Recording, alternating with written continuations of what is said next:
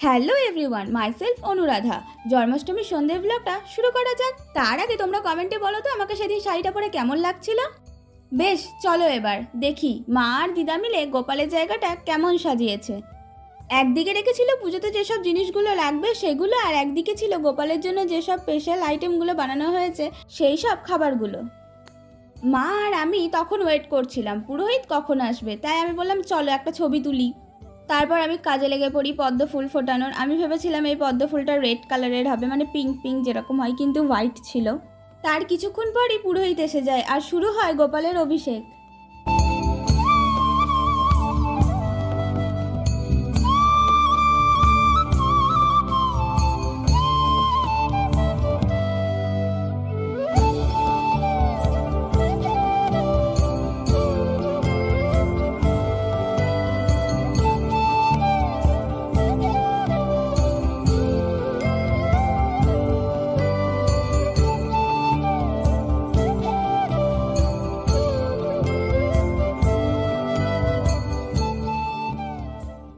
গোপালকে কঘটি জল দিয়ে চান করানো হলো, তোমরা বলো তো দেখি।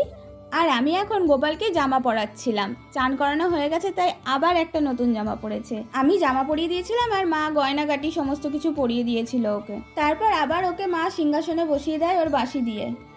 তারপর শুরু হয় গোপালের আরতি।